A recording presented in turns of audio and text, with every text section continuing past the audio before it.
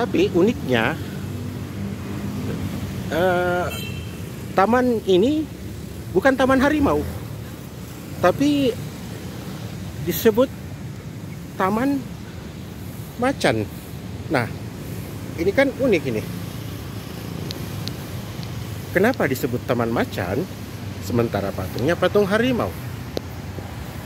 Nah, ini perlu, kalau ada teman-teman yang bisa bantu saya menjawab ini, nanti akan saya perkenalkan sama macannya.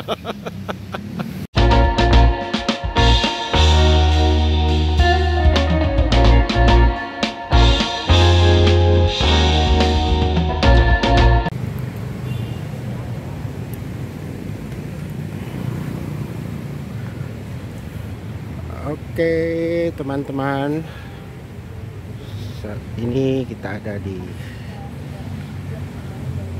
Monumen Warisan Harimau Indonesia ini atau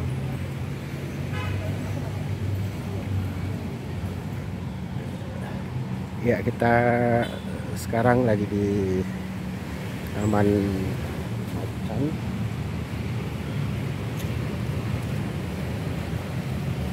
Kita pengen menyusuri Taman Macan ini sore hari.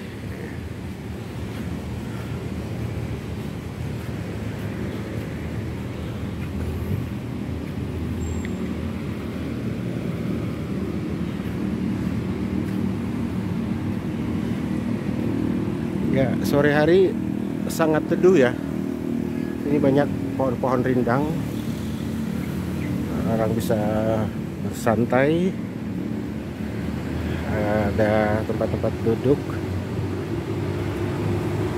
Jalanannya juga sudah rapi ya, tegel.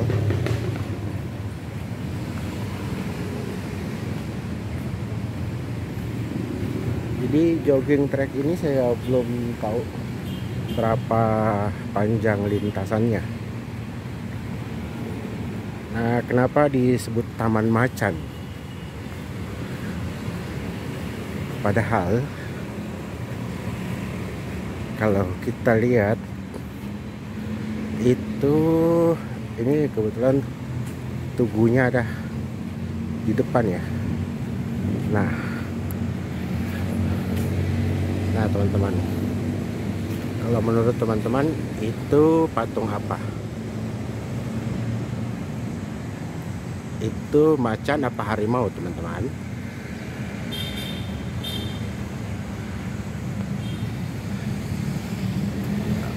Kalau dilihat dari warna, bentuk, jelas itu adalah harimau ya, bukan macan. Tapi uniknya taman ini bukan taman harimau, tapi disebut taman macan. Nah, ini kan unik ini. Kenapa disebut taman macan sementara patungnya patung harimau? Nah, ini perlu, kalau ada teman-teman yang bisa bantu saya menjawab ini, nanti akan saya perkenalkan sama macannya.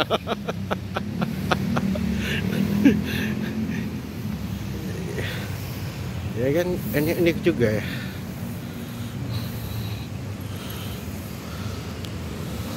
Macan. Sorry. Harimau apa macan ya? Halo. Macan. Macan apa harimau?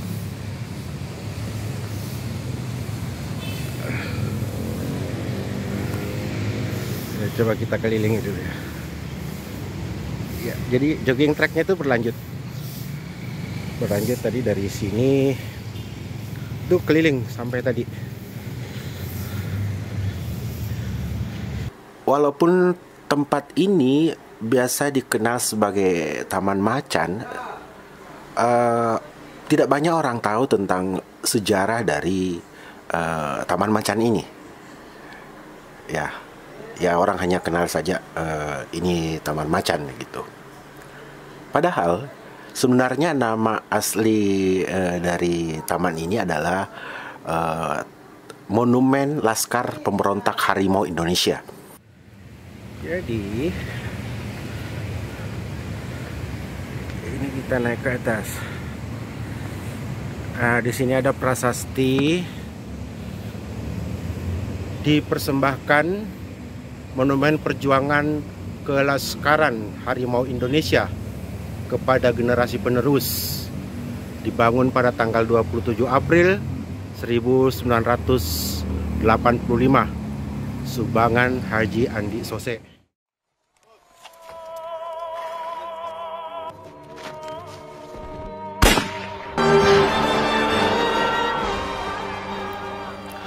Jadi menurut beberapa catatan sejarah, Laskar Harimau Indonesia itu adalah pasukan khusus yang berisi para pemuda dan pelajar.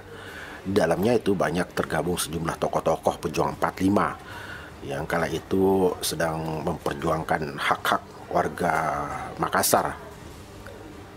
Ya, kita sebut saja seperti Walter Mongisidi. Juga ada dua bersaudara ya yang sangat terkenal, yaitu Maulwi Saelan dan Emi Saelan. Nah, Emi Saelan ini sendiri kan sangat terkenal lah, dan juga ada monumennya di Jalan Emi Saelan sana. Jadi sebenarnya taman ini punya kaitan sejarah dengan taman monumen Emi Saelan yang ada di sana, monumen korban 40.000 jiwa. Ya. Jadi kalau kita berbicara tentang sejarahnya, ketika para pejuang itu beroperasi sekitar tahun 1946 sampai 1947, itu Laskar Harimau Indonesia ini sudah mulai menguasai beberapa daerah di sekitar Makassar. Misalnya Goa, Baru, Pangkep, Takalar, bahkan sampai ke Toraja dan Nerekang. Nah, taktik yang dijalankan oleh Laskar ini itu taktik operasinya dengan membagi pasukan dalam unit-unit yang kecil. Mereka melakukan pergerakan dengan cepat dan sering berpindah-pindah tempat. Mereka merancang strategi gerilya untuk melawan dengan cara mereka melucuti senjata-senjata para penjajah tersebut. Dari salah satu literasi yang pernah saya baca dalam sebuah buku, The Soft Syllabus Affair, yang diungkapkan tentang kegigihan para pemuda Makassar untuk menggulingkan para penjajah, Laskar benar-benar melaksanakan taktik gerilya yang taktis dan bertubi-tubi. Mereka gencar melakukan aksi pelemparan granat serta rentetan tembakan ke kamp-kamp militer. Diselingi dengan mereka melempar bom ke rumah-rumah para petinggi Belanda pada waktu itu, hingga kantor pusat tempat pemerintahan Belanda juga diserang oleh Laskar ini. Serangan yang bertubi-tubi tersebut tidak ada hentinya itu membuat kota Makassar pada waktu itu berada di dalam suasana yang sangat-sangat kacau, sangat parah kekacauannya. Akses jalan tidak terkondisikan, banyak pohon-pohon ditebang untuk membuat lintasannya jadi terhalang begitu. Kabel-kabel telepon diputus, ya tentunya untuk mencegah atau membatasi komunikasi antara barak-barak militer yang ada di kota Makassar pada waktu itu sudah menggunakan jaringan komunikasi, telepon maksudnya. Nah, Laskar Indonesia juga itu merampas seluruh persenjataan militer dari Knil. Kemudian melakukan serangan di malam hari secara tiba-tiba ke pos Belanda, kemudian tiba-tiba menghilang. Ya. Semakin hari perlawanan terus berkobar ya, membuat militer dan sipil Belanda tidak mampu melakukan penyerangan. Pemerintah pada waktu itu mengalami kelumpuhan ekonomi sebab tidak bisa leluasa beraktivitas. Beberapa kantor pusat resmi ditutup untuk menghindari penyerangan lanjutan dari para pejuang. Dan kala itu amarah sang Laskar Harimau sempat mereda. Ya, karena mereka berpikir bahwa ini tidak ada perlawanan sama sekali dari pihak Belanda. Bahkan menganggap sudah berhasil merebut kembali kota Makassar. Sayangnya inilah yang merupakan euforia yang dimiliki oleh para laskar harimau tersebut, dan rupanya euforia tersebut tidak berlangsung lama gitu, karena saat para pejuang itu di tengah euforianya itu justru lengah. Bahkan pada saat mereka lengah itulah terjadi serangan mendadak. Mereka tidak ada persiapan untuk melawan Belanda pada waktu itu. Lagi pula waktu itu amunisi mereka pun sudah banyak yang berkurang, dan pada akhirnya Laskar Harimau tidak dapat memenangkan pertarungan. Bahkan sampai sekarang peristiwa itu menjadi lembaran kelam bagi masyarakat Sulawesi Selatan, yaitu dengan terjadinya peristiwa 40.000 korban jiwa yang dibantai oleh pasukan Belanda. Itu lain cerita lagi, karena itu menyangkut dengan salah satu tokoh pahlawan kita, itu Emi Sailan, dan monumennya juga ada di sana. Monumen Emi Sailan di sana juga itu dibuka untuk umum dan menjadi sebuah tempat wisata sejarah juga. Kita lanjut jogging tracknya sore hari di Taman Macan.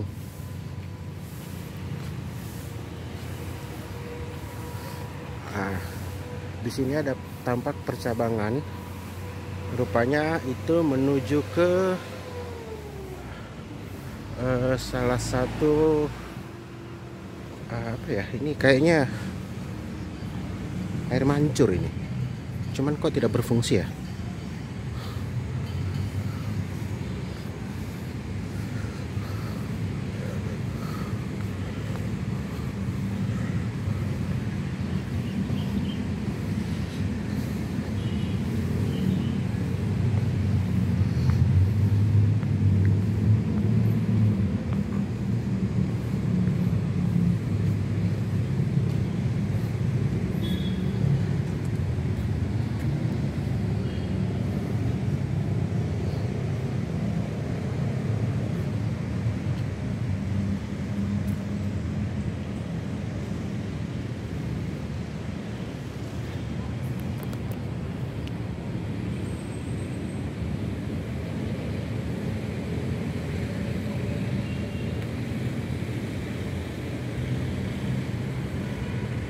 Sayang juga ya, airnya jadi hijau gini karena ya sirkulasi udara itu tidak ada gitu.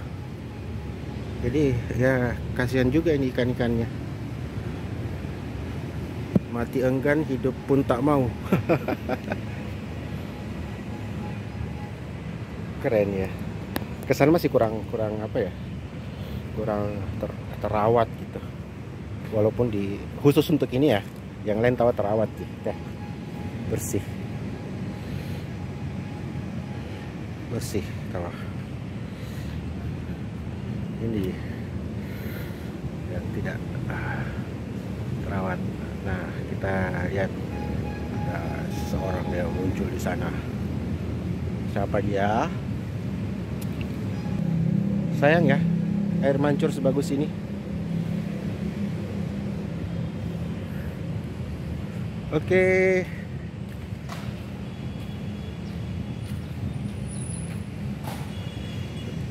Sebuah tempat yang sangat representatif ya untuk bersantai di kota Makassar. Suara-suara kendaraan tidak terlalu bising ya. Oke. Di sini ada fasilitas, kalau tidak salah yang sana itu kantornya kali. Nah, sekarang ku tahu nih kenapa ini disebut Taman Macan, karena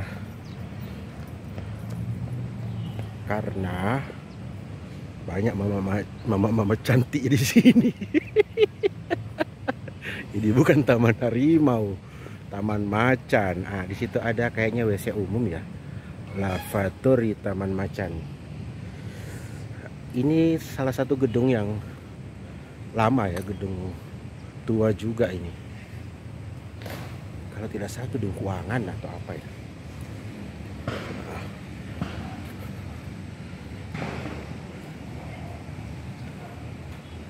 Di sini juga ada rumah, kayaknya rumah dinas atau apa ya.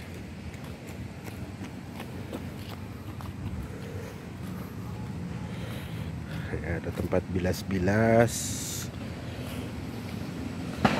Nah, ini dia kesannya apa ini, gedung perpustakaan taman baca. Aduh sayang ya, kesannya terbengkalai seperti ini, sayang sekali ya. Mudah-mudahan pihak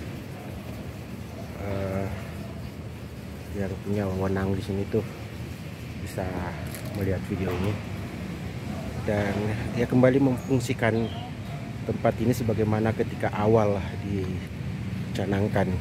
Oh ternyata di sini ada kantor lurah ya, kelurahan baru. Kantor lurahnya ini berdekatan dengan kantor lurah, tapi ya gitu deh.